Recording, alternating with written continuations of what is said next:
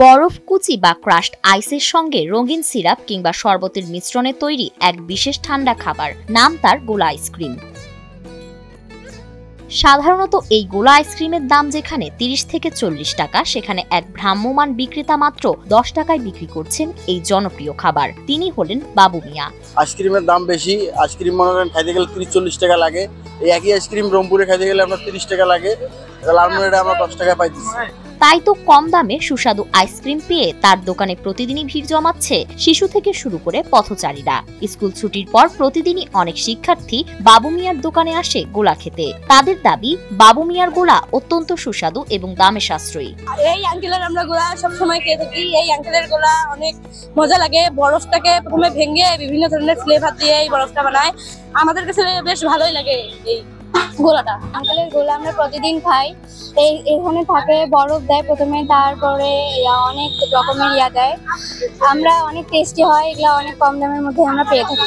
আমরা প্রত্যেকদিন এই আঙ্কেলের দোকান থেকে গোলা খেয়ে থাকি। আমাদের স্কুলে পরে আমরা আঙ্কেলের কাছ থেকে গোলা কিনি। ১০ টাকা আঙ্কেল অনেক মজাদার গোলা দিয়ে থাকে। এই ব্যবসা করে বাবু মিয়া মাসে গড়ে ৩৫,০০০ টাকা আয় করছেন। প্রতিদিনই তার হাতে আসছে প্রায় ১৫০০ টাকা। প্রতিদিন হয় ১০০০-১৫০০ টাকা বিক্রি করা যায়। মাসে দেখা যায় ৩০,০০০-৩৫,০০০ টাকা বিক্রি করা যায়। অথচ কয়েক বছর আগেও তিনি ছিলেন অটোরিকশা চালক। প্রতিদিন অটো চালিয়ে জীবিকা নির্বাহ করতে গিয়ে তাকে পড়তে হতো নানা রকম খরচ ও ঝুঁকিতে। এ কারণে প্রায় ১ লাখ টাকা পুঁজি জোগাড় করে শুরু করেন গোলা আইসক্রিমের ব্যবসা। বাবু মিয়ার দোকানে রয়েছে নানা ফ্লেভারের গোলা। আমি আগে অটো চালাইতাম, অটো চালাইতে আর কি কারেন্টের ক্ষতি হয়, গাড়ির অনেক দাম। পরে ১ লাখ টাকার মধ্যে এই গাড়িটা বানাই। এই ব্যবসাটা আর কি ঢাকা থেকে আমি শিখে আসি। এটা দিয়ে টুকটাক আর কি ভালোই চলতেছে।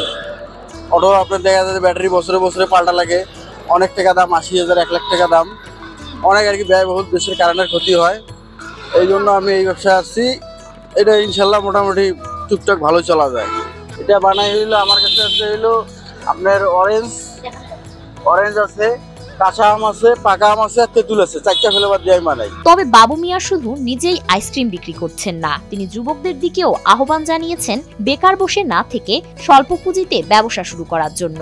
তার মতে চেষ্টা থাকলে অল্প টাকায়ও ব্যবসা করা সম্ভব।